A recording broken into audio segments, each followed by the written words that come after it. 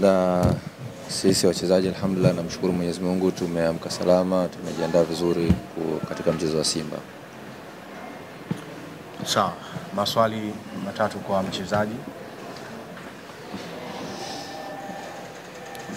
Naam, salama kabisa. Kama mshambuliaji wakati unajisikiaje uwanjani unakosa nafasi ambayo inaonekana kuwa ni ya wazi na unajiambia nini au mchanganyo kuelekea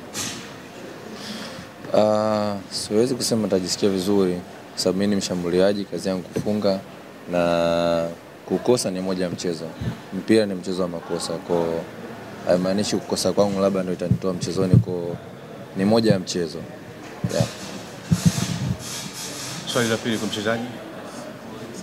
Safi kabisa. Nataka nifahamu kwa niaba ya wachezaji zako kupanga mchezo wenu mara nyingi unakuwa ni kushindana na hata ukiangalia zenu timu ambazo mnafungana fulani. Mimi nimejiandaa kwa huo maanisha hapa nyuma mkifanya. Yeah, kama nilivyosema, sisi wachezaji na benchi la ufundi alhamdulillah tumejiandaa vizuri katika mchezo wa Simba, kwa tuko very positive. Yeah. Sawa, swali la tatu kwa mchezaji. Sedoni ni mchezo mkubwa dhidi ya Simba Sports Club. Nafahamu kwamba wachezaji wote mnafahamu hili, lakini kuna wale ambao wameingia ndani ya kikosi kuelekea mchezo huu, inawezekana ikawa ni mara yao ya kwanza wanacheza dhidi ya Simba. Nyinyi kama wachezaji mnazungumza nini kwa pamoja kuelekea mchezo huu? Tunaongea vitu vingi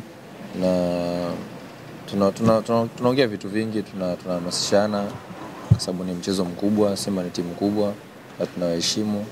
Kwa ni vitu vingi sana tunaongea na tupo ready kwa ajili ya mchezo. Yeah.